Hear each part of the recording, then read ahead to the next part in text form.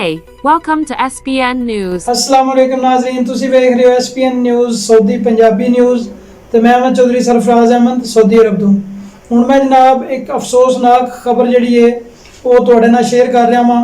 Saudi अरब दे दारुल हुकूमत रियाज़ दी road security ने force ने आख्या वे कि जुमे वाले दिहाड़े जिहड़ा वे रेन बीशा शाहरा ते शदीद गर्दो गुबार की वजह नाल 14 गड्डियां जड़ियां ने वो आपस च टकरा गईयां। इस खतरनाक हादसे में जड़ा वे 4 अफराद मौके ते जाँ बाक हो गए तो 19 अफराद जड़े ने वो जख्मी हो गए। अखबार 24 के मुताबिक लाले अहमद की टीमां ने हादसे के मरने वाले जख्मी होने और रैन जनरल अस्पताल मुंतकिल कर दिता, जिहदे कई लोगों फ्रैक्चर जबकि कुछ लोगों जड़ा वे वो मामूली जख्म आए ने। अस्पताल के जराए के मुताबिक 4 केस जड़े ने वो किंग साउथ मेडिकल सिटी ते अल कोइया जनरल अस्पताल में जरूरी इलाज तो बाद उन्होंने उत्थे मुंतकिल किया गया।